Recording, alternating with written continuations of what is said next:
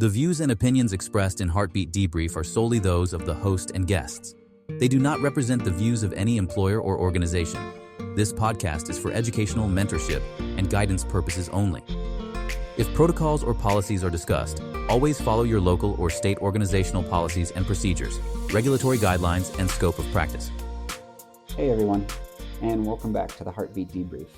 If this is your first time here, this is a space for the things in healthcare that don't make it into the chart, the moments that stay with us long after the shift is over, the doubts, the wait, the quiet wins, and sometimes the tears that we pretend don't exist.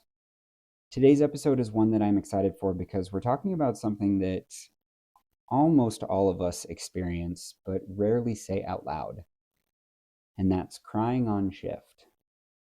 And I'm also excited because this is one of our first of many guest episodes, and I get to do this with one of my good friends and coworkers who I'll introduce here shortly. But somewhere along the way, many of us learned that tears mean weakness, that if you cry, you're not cut out for this job, that you should be able to compartmentalize things, reset, and move on. But the truth is that this work is heavy, and what we see or what we carry with us day in and day out, we're asked to hold all of that in. And crying doesn't mean that you failed. It doesn't mean that you're unprofessional. It means that you're human.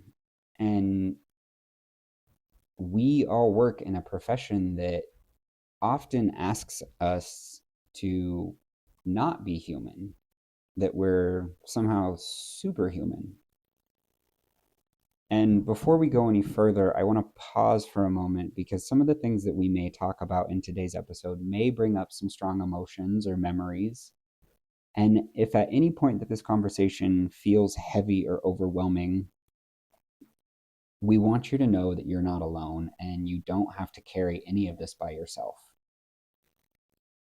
If you're able, consider reaching out to somebody that you trust, whether that be a colleague or a friend, a family member. Many of our organizations that we work for offer confidential counseling or employee assistance programs, and those resources exist for this very reason. If you live in the US and you need immediate support, you can also call or text 988, the Suicide and Crisis Lifeline, which is available 24/7. And if you're outside the US, I encourage you to check with your local crisis or mental health resources.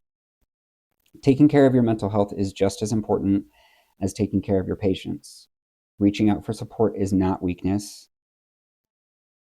So take this episode at your own pace, step away if you need to. And I'm really grateful that I do not have to be having this conversation alone today. I am joined by Katie, who I'm very thankful for. She's willing to sit down with me and talk honestly about the emotional side of this work, including the moments that we don't always feel comfortable sharing. She understands what it's like to carry this job internally while still showing up professionally. Her perspective adds depth to the conversation, and I think a lot of you are going to see pieces of yourself in what she shares. So with that being said, Katie, welcome to the show. My name is Katie. I'm one of the NICU nurses that works with Devin, and glad to be here. We are glad to have you. So I want to kind of talk about the first time that you ever broke down at work or almost broke down at work. Do you remember when that was or what triggered that? Surprisingly, I've recently started crying at work. I've been in this practice for almost a decade now, and it wasn't until I came across a really difficult situation and really understood the magnitude of what that meant that it really hit home for me. In that particular situation, I had a very busy assignment. I had three kids, and two of them were fairly stable, and one in particular was going down for an MRI. And when the baby came back, we got pretty devastating news, which I mean, I think the medical team was expecting just based off her assessment and labs and history. But what was really, really hard in that moment and what kind of broke me down was how much I had to compartmentalize the whole situation. Here I had a baby who it's, parents' first baby. They're, of course, just the most wonderful people. And they get this devastating news. Then, right next door, I have a patient who they've received wonderful news. They're feeding for the first time, they're doing their first bath, everything's so great and happy. And then I have another patient who's, moving forward, growing. And it was really hard for me to go from 1 hour, I'm sitting here holding that mom's hand, holding the dad's hand, crying with them, trying to figure out what I can do to, you know, just make this moment special. And then I run off to my next patient and I have to put on a smile. And I'm like, hey, let's do a bath. Let's turn on some music. Let's do this. And then chart. And then I'm back to my other patient sitting in there in this heavy, heavy room. And I remember charting at my desk and just feeling like, wow, I don't even have time to process my own emotions, knowing all of this. And that was really hard. So that was actually the first time I cried at my desk in front of my computer in between patient cares. Prior to that, I've gone through bereavement at work. And for lack of better words, but I wasn't so emotional because a lot of the bereavement cases I had were situations I kind of walked into. So I didn't have a lot of, relationship building with the parents. I didn't spend a lot of time with the baby. So it was really easy in that moment for me to kind of separate that. However, in this situation, I had kind of followed this patient. I got really got to know the parents as not the parents of my patient, but as human beings. And I think I could relate a little bit more just because they were kind of around my age. I'm a little older now. I'm married.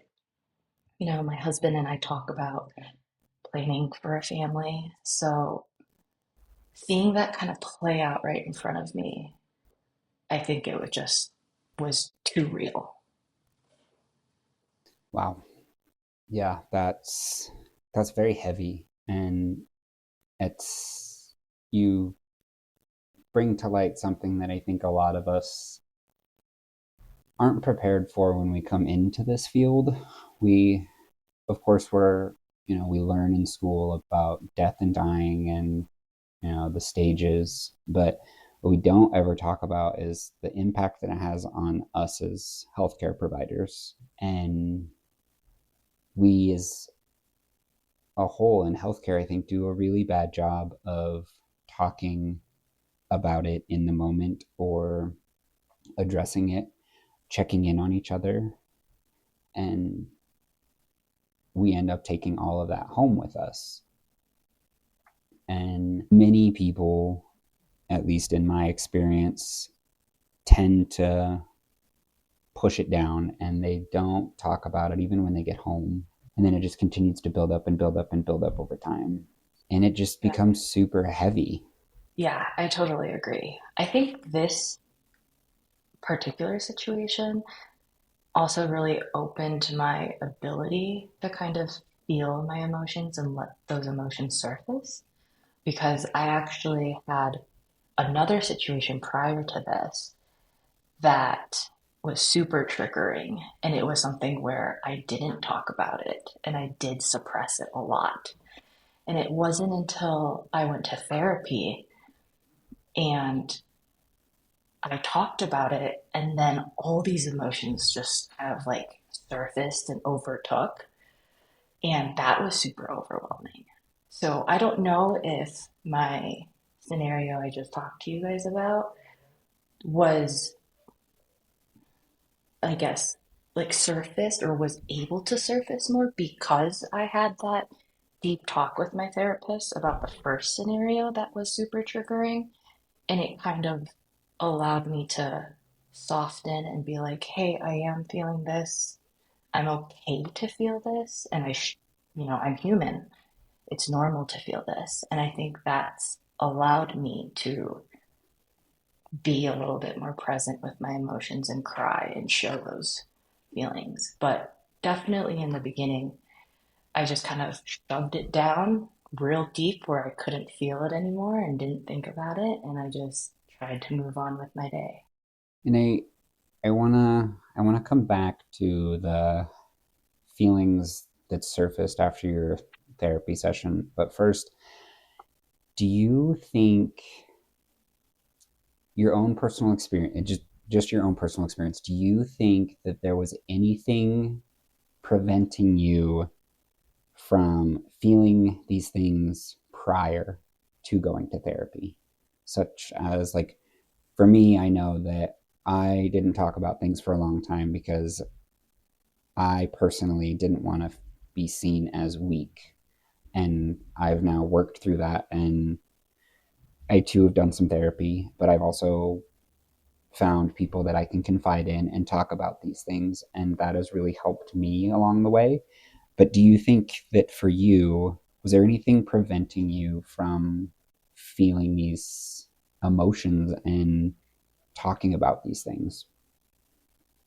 Oh, yeah. I remember as a new grad, actually, seeing a lot of the senior nurses just kind of being like, oh, I've got bereavement today, gotta do this, and getting it done. I almost saw that as like, wow, I need to get to that point where I can just do my job and do it well. Um, so seeing that as a new grad, I was like, wow, I just want to be able to be good at my job.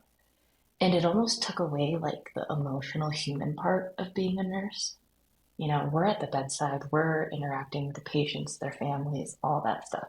We do a lot of human things with our jobs, but I lost that human nature of nursing because I was thinking about what is going to make me do this better task wise. I need to do A, B, and C, and I need to do it well.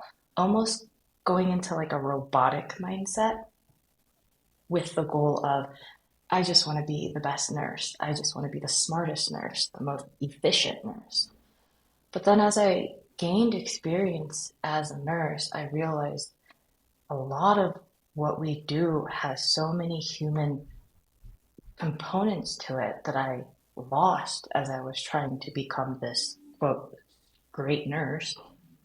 And I actually became a better nurse by being more human, by taking the time to sit with my family and listen to how they felt in those situations, celebrating the little wins, and being more human than a robot at the bedside and allowing myself to be me.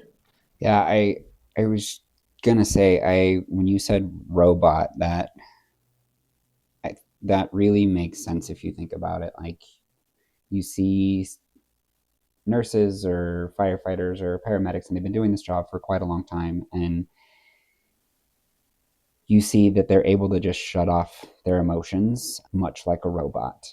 And you do, when you're a new grad, you start out and you think, I want to be like that. I want to come in, be a boss, know my job, know it well, and they don't look like they're phased by, this death or this devastating news, or they just look like they're the best. And Right. then you slowly start to realize that, okay, that's not healthy. I don't feel good. I need I need something. I need an outlet, or I need to talk to somebody, or, like, this isn't normal to not feel things. Right. And I would agree with you that you become a better provider by allowing yourself to be human and feel things, and learn about, if you're in long-term care or the ICU, you sit down and you learn about your families and you get to know them and you celebrate the wins with them. It does make a difference, I think. And therapy, I know there's like a really big negative stigma around therapy. And I took the leap a couple years ago myself. I don't go to therapy anymore, but there there was a time I had a very traumatic call on the ambulance and I needed to talk to somebody, and my partner was just very stone cold, didn't want to talk about anything. And I was like, well, I definitely can't talk to you. So I need to find somebody to talk to. Yeah. And my therapist was like, why are you pushing everything down? Like, why do you not talk about these things? And for me, it was that my career field that I worked in, really no one did. No one talked about it or they joked about it. We all have the sense of dark humor, Yes, the dark but humor. and yeah, the dark humor, it works to a point, I would say, and we laugh at all the wrong times. But there comes a point in your life or your career that the dark humor isn't that doesn't do it anymore. It just it's not cutting it. And so by going to therapy, these feelings, and you said it correctly, they surfaced. Everything just magically one day surfaced, and I was like, oh my god, I feel so many things right now. And that it is healthy to feel that. And I think that's important for everyone to know, is that it is healthy to feel these things and it's okay to feel these things. I I can, honestly admit that I avoided therapy for a while. Just because, like you said, there's a weird stigma against it. And I really didn't know that I could go to therapy for work or that I would need therapy for work. But it's been actually one of my most talked about topics in therapy, which is I don't know really if that's a good surprising. thing, but Right. But I realized after spending some time with my therapist, I was like, wow, I'm talking about work a lot. And she asked me the same thing. Why are you just pushing all these feelings down? Because now it seems like you've opened a giant can of worms and you're just blurting everything out. You're talking about everything. You're talking about this and that.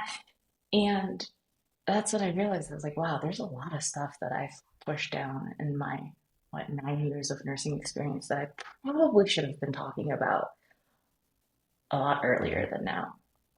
And it showed up in very subtle ways. I started having what my therapist called PTSD like symptoms. So I would, and it gets a little dark, but I would have flashbacks of my patients' faces. I would get flashbacks of the parents' faces, like the face that they would make when they were just mourning for their child, or Mm-hmm. remembering the sound of them wailing in the room or in the hallway.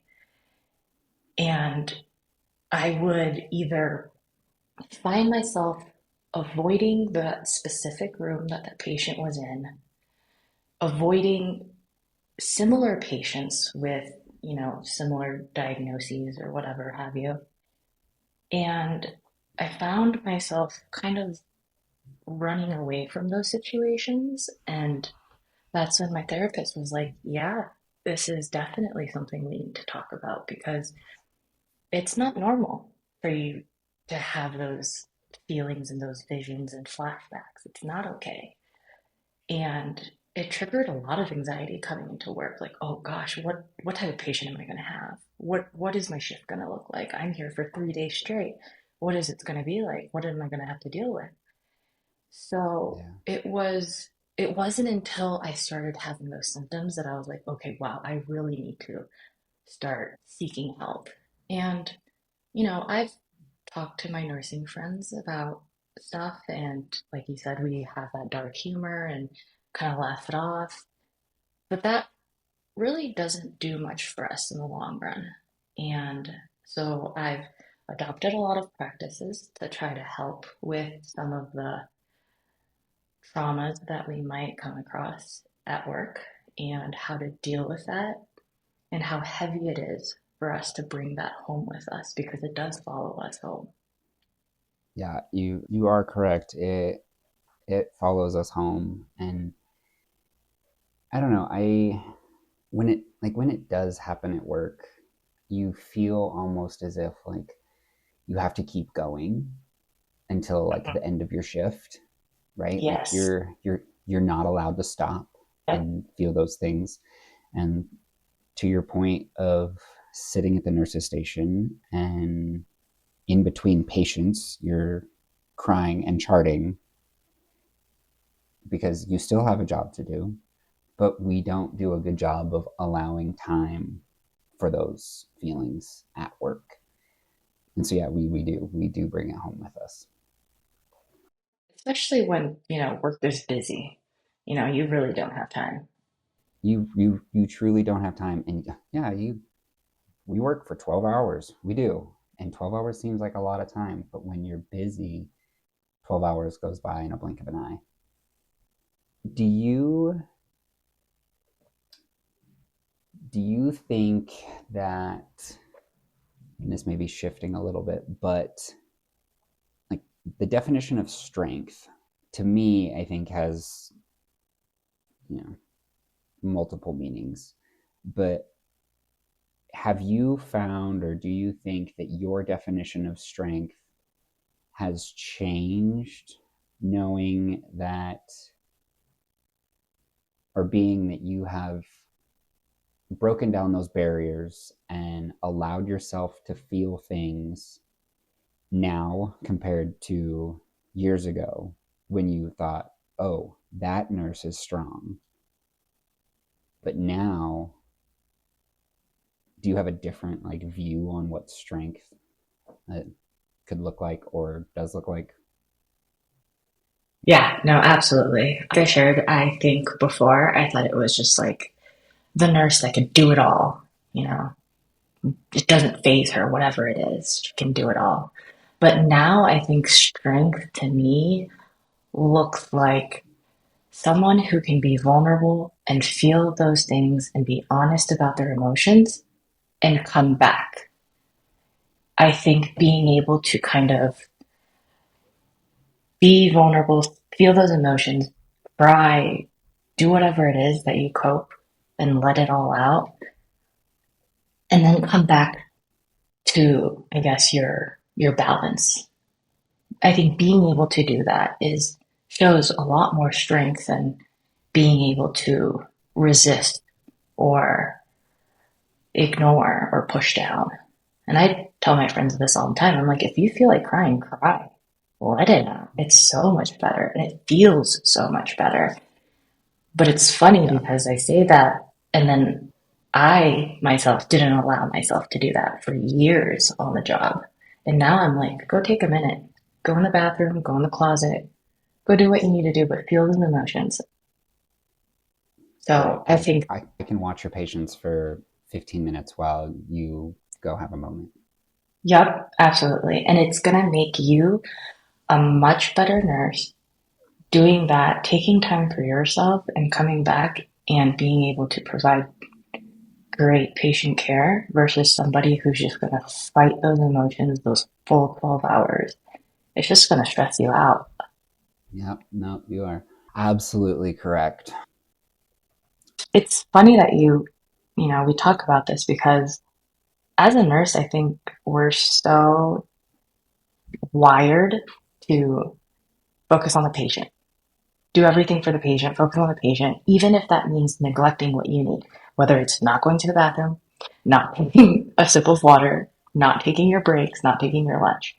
But I think it's also important to be like, I need a minute. Let me just let me just kind of step back for a minute. Can you watch my patients? I found that to be extremely helpful for myself. And I like to offer that to newer nurses who don't take the time for themselves because it's hard. Yeah, it's funny that you brought that up because I was going to say something very similar, that we as nurses, we really do just focus on our patients. I don't know how many times I have gone and 12 hours goes by and I'm like, wow, I went to the bathroom one time all night long and I only filled up my water bottle maybe once. That's that's not healthy. Like Yeah, that's not okay. that's not okay. I'm not taking care of myself. I'm not going to be any good to my patients. And I think it's even worse in EMS when you're working on the street. If you're not a fire-based system and you don't get to live out of a firehouse, or if you're not a flight-based service and you don't get to live out of a base, and you work on a truck that just sits posted at a street corner or in a parking lot, like there's nowhere for us to go. There's nowhere for us to really, yeah, sure, I can step out of the truck and go to, I don't know, the other side of the parking lot or something. But there's nowhere for me to go and decompress. There's not a bathroom I can go to other than a fast food restaurant that's open at 2 o'clock in the morning. So McDonald's. Um, there's there is no one else to, you know, take that next call, right? Like on the floor as a nurse, I can be like, hey, I need a moment. Can you watch my patients? But on the ambulance, it's me and my partner. Like, Yeah. I can't, there's nobody else to be like, hey, can you grab that next call for me? No, it's you. Like, especially if you work in a busy system where you're just turning and burning patients all night long. And it's just, it's not healthy. And I don't know, I remember like taking my time from clearing a call and then going into the EMS lounge and just sitting down, like grabbing a water Mhm. bottle and just sitting down for a minute Right. and not going back in service because I just needed a minute. And then when I felt better, I was ready. I'd go back in service. But I think EMS is way worse than nursing is. Nursing still bad at it, but we're just all really bad at A, taking care of ourselves, and B, telling people that I need a moment. Like, I am not okay. I need a moment. And I don't, I don't know. And I think it's hard for other people that we work with, that anyone works with, to, like, if you're not used to having these conversations or you're not used to seeing your coworkers or your friends in these situations, like, what do you say to them? Like, if I, if it were me and you, like, and I saw you come Mhm. out of a room and go to the nurse's station and sit down, I 9 times out of 10, probably just by the look on your face, could have said that something was wrong. And I would have came over and asked if you needed anything, asked if you needed a minute. And you probably would have said yes or opened up a little bit. But I feel like there are newer providers, newer nurses, people that you don't work with, that they're not used to people checking in on them. And they don't know what to do when someone asks them if they're okay, or they don't know how to say that no, I'm not okay, or they just don't know how to handle the situation at all. And so what do you tell these people that have maybe never experienced this, or especially for our newer practitioners that have not experienced it yet and will experience this in their life or in their career? Yeah, I think something that I've adopted in my practice is when you're getting report or you're looking at the assignment sheet, you kind of have an idea of generally who's the sickest kid, if there has been a bereavement or if there is a bereavement. So when I see that, I like to go over to the nurse at some point in my shift and just kind of touch base. Like, hey, how are you doing? How's your patient? Is there anything you need? Can I grab you supplies, whatever? And most of the time they're like, yes, no, you can do this or that. And then kind of sit with them and I'm like, how are you doing? Like, what is it that you need? Do you want to go take a break? Take a minute, maybe grab a snack, just decompress, especially if it's a heavy situation like a bereavement. And I like to check in with them, you know, later in the week and just ask them, like, hey, are you back? Are you going to have a couple of days off? And if they do have a couple of days off, I always remind them, take care of yourself, do something nice for yourself. This is heavy. You're doing a great job. And I, I do try to reach out to them at some point or another. If I don't have their number, I usually find them the next time I work with them and touch base, see how they're doing.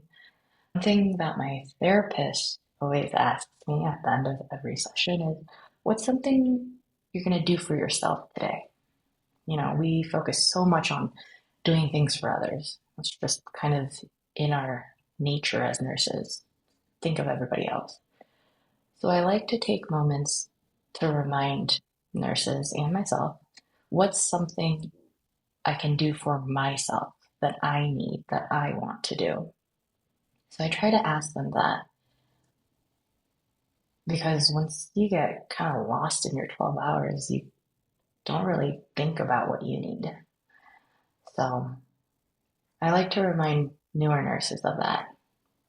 Yeah, no, that's great. Like you need it's part of taking care of yourself, and taking care of yourself is, identifying one thing you're going to do for yourself, whether that's you're going to take a bubble bath when you get home, or you're going to go for a walk or a hike, or you're going to go to the gym. What is something you're going to do for you? And I think that I do agree. I think that's really important. And I kind of want to go back. I like that you check in with people later after the fact and see how they're doing, see how their last couple days have gone when they come back to work. And I think that that's something that no one in healthcare probably does really well. And I think that's important that we all, moving forward, really try and do for each other, no matter where you work. I think checking in with someone that had a rough day or night or 3 shifts in a row, if you know that they had a rough time, like check in with them and ask them how they're doing, because it is heavy. And I would wager to say, and Katie, you'll probably agree with me, that the majority of every organization does a very bad job of checking in with their employees. I agree, 100%. Like, yes, we have like the employee assistance programs, and those are great, but unless you have a really great management team, supervisors, charge nurses, officers in the firehouse, like unless you have really great ones who are invested, the organization as a whole, no matter who you work for, does a pretty bad job of checking in on people. I agree. I think a lot of these big organizations, they have tools that you have to seek out yourself. They're available, but you have to take the time to reach out to them and schedule it into your already busy schedule. However, I don't think there's anything put in place where they actively reach out to you. I, you know, I have never really had anyone reach out and be like, hey, really sorry about your last couple of shifts. Are you doing okay? You're coming back next week. Would you like an easier assignment? Or even just knowing that I had a really difficult week and I come back to an assignment where, it's a little bit nicer. It's not as heavy. I think sometimes, our charge nurses really try their best to be mindful of that, but it's so easy to just forget and be like, oh, well, this season nurse is coming back and she needs to take this assignment because it's heavy. Yeah. And we end up getting burnt out. Yeah, I would agree. I think in a perfect world there would be, you have a hard couple of shifts, or have you pull support, or you have a failed resuscitation, or there's a significant trauma that does not go well, and that gets passed along to leadership, and then that triggers a cascade of things. That triggers, a notification to, I don't know, a wellness team that then reaches out to you, the day after, and be like, hey, heard you had a rough day or a rough shift. Just wanted to reach out, see if you need anything. This is my personal number. Please call or text if I can do anything for you. And it doesn't have to be, the leader, like it doesn't have to be a member of the leadership team, right? But Right. there's this group of people, or I don't want to say a committee because no one likes committees, but a team of individuals that you work with that care about the well-being of the unit or the department and you as a human, and they're willing to sit and talk with you if you need someone to talk to. And it's not just one text message. Then, say a week after the event, they reach out again.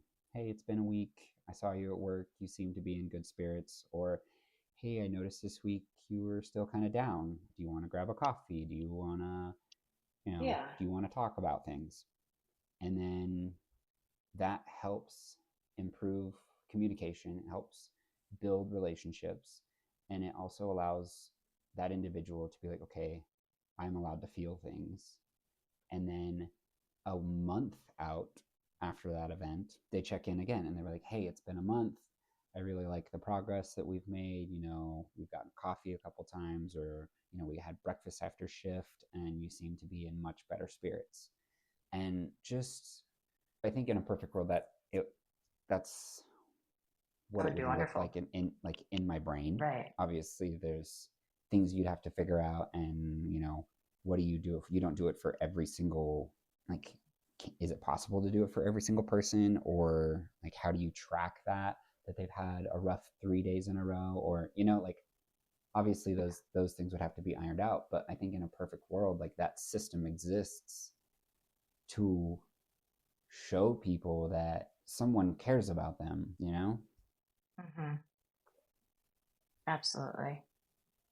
I don't know. I just work here. We all just work here. Somebody else's world. I'm just living in it.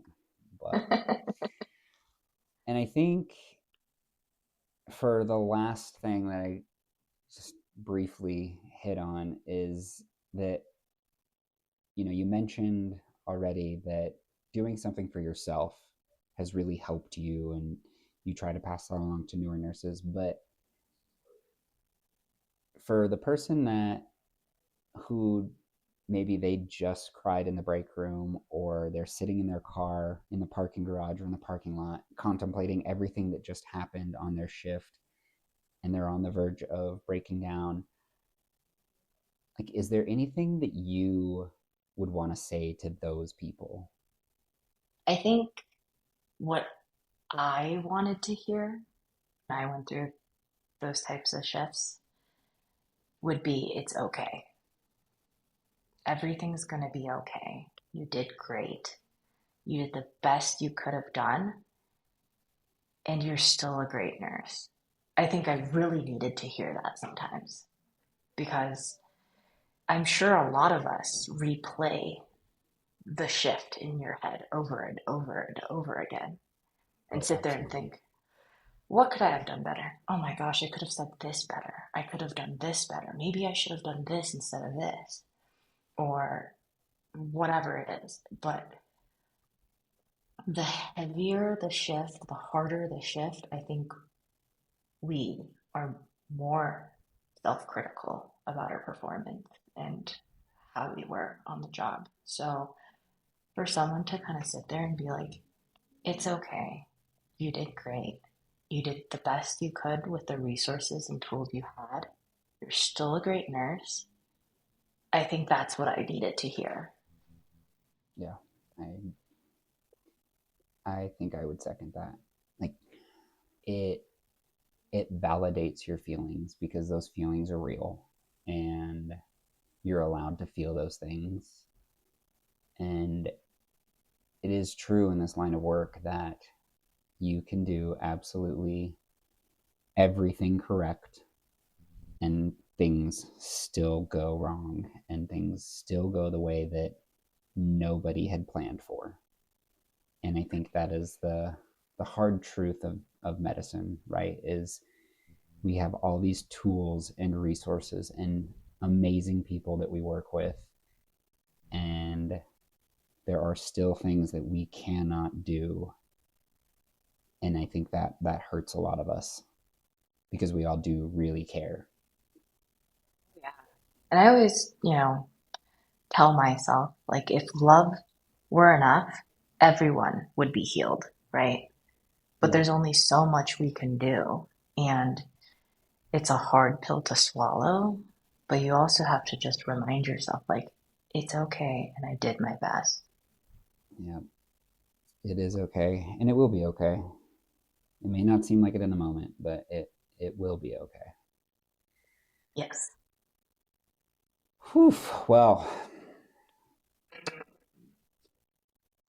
Katie, thank you so much for joining me and going on this journey of a topic with me. It is not an easy topic to talk about, and I appreciate the truthfulness and the realness that you brought to this topic and how open you were with not only myself, but the listeners of this podcast. I am so grateful for that.